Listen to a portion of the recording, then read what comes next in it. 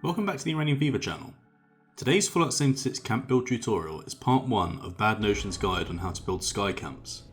Using this technique to build UFOs over White Springs and gunships to fight the Scorchbeast Queen, he'll be showing you how to move your camp over almost any location in the game world, and how to build once you're up there using blueprints. Let's get started.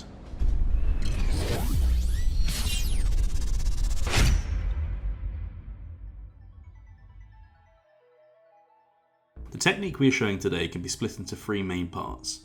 First, the method to create semi-permanent world objects, which will allow you to repeatedly move your camp to your desired location. Second, the blueprints you'll need to build with, including a column blueprint you'll need for part 1 and blueprints to build with once your camp is off the ground. More on both of those in a minute. And lastly, how to actually build once you've reached your desired location. This will include building a safety net of roofs to the build, and all the different blueprints Bad uses when building his UFOs. You won't have foundations in the sky, so blueprints are a necessity to build with. In today's video, we're just focusing on part 1, and the blueprints pertaining to it. So, to start, let's break down what we're doing in part 1, and how to create the blueprints you need. In today's example, we're starting from the golf course, with an aim to reach just above the main building of the White Springs Resort. Beginning right here on the ground, let's start by making the most important blueprint you'll need, which is the column. Set down a single wooden foundation. Now snap a column to the middle snapping point on one side. For now, it doesn't matter which column. Leave it there and head to your floor decor menu. What we're looking for is something very small to use in conjunction with a column. Decoy ducks are a popular one to use for this, but today we're going to be using a Brahmin plushie. Line up the plushie with the column just in front of it. Now move the column away and edge the plushie in place of where it snapped, like so.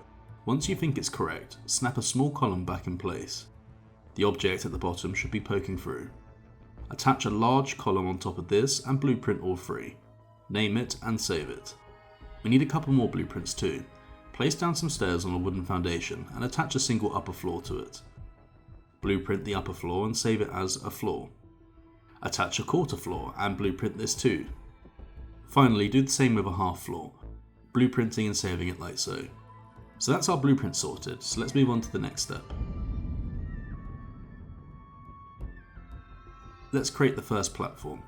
Place a foundation and snap a total of 4 stair platforms stacked up on top of it. Head up to the top platform and attach 10 upper floors to it. We don't need to use these blueprints yet as we aren't off the ground, but we will later. Once you've done that, it's time to select the item we'll be using to become semi-permanent. Bad has found that the Enclave Medallion is the best item to use, but other mats and rugs will also work. The aim here is to make one of these medallions semi-permanent, and to do this we'll need lag. More specifically, server lag, which will automatically happen when a nuke is launched, and even better when multiple have launched or Scorched Earth is active. Sometimes this will be enough, but to ensure it works properly, it really helps to have a friend present with you when you are trying this. We have a willing recruit today to help us in this demonstration, so 2 things are now going to happen in tandem. First, set down the Enclave Medallion around the centre of the platform. You'll need to select it and place it down again repeatedly. This can be a little tedious, but once you've done this more than once, you'll pick it up pretty quickly. Doing this over and over again, you'll begin to notice a greyed out outline of the rug. More on this in a second. While you're doing this, have your friend off to the side stacking small rugs on top of each other. This is what that should look like. Again, this should probably be pretty fast paced. As you can see here, the pile will probably be pretty big by the time this has worked. Now back to what you're doing. You'll know it's worked when you pick the medallion up and that greyed out medallion that you saw earlier will remain in place momentarily. And when you place the medallion you have selected down, there'll now be 2, like you can see here. You will notice too that you won't be able to select this new medallion, and this means you've managed to create a semi-permanent world object. When you move your camp, this object will remain, meaning you can now stand on it. Stand on the medallion and place your camp down by the edge like this. You'll still be stood on it, and it's now time to use the first blueprint we made, the column. Go into build mode and place it on the camp module.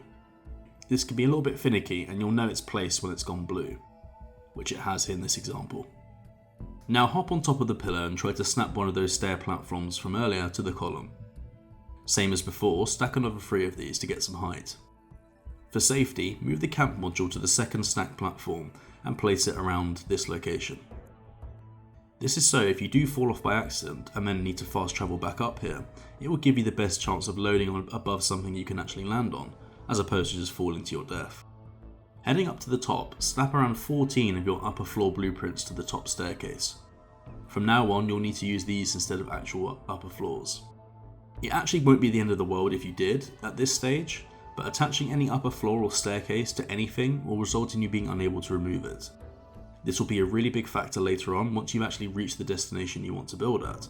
So for now, it's probably good to get into the habit of using these blueprints instead. With everything set up, we're doing the same as before. Medallion is still quite central, and the small rugs are being stacked in the corner.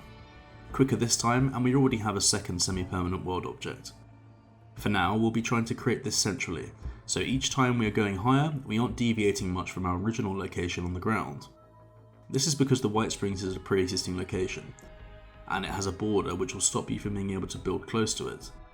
The border though is actually more like a bubble, so our end goal is to get high enough before then moving across, essentially above that border.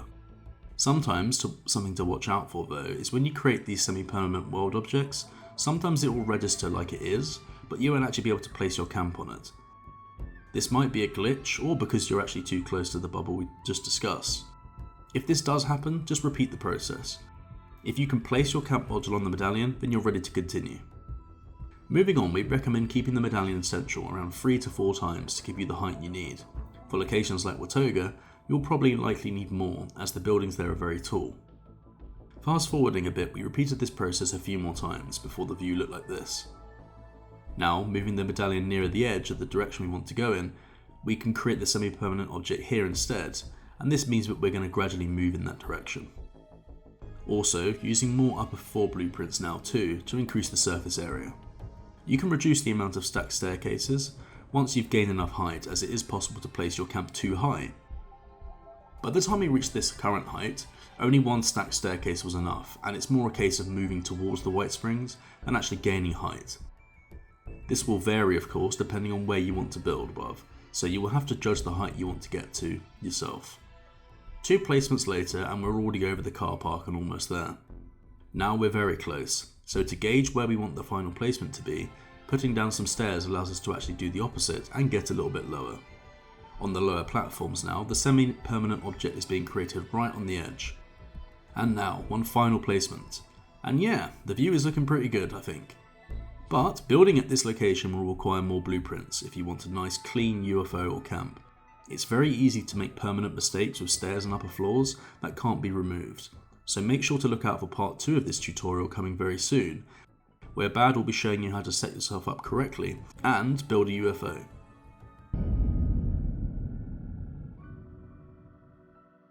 If you enjoyed this particular video, please consider subscribing to help the channel grow. We have more camp builds, tutorials, data mines and PTS related videos releasing very soon, so turning on the bell icon is the best way to stay up to date. With that said, I am off, thank you for watching and we'll see you in the next one.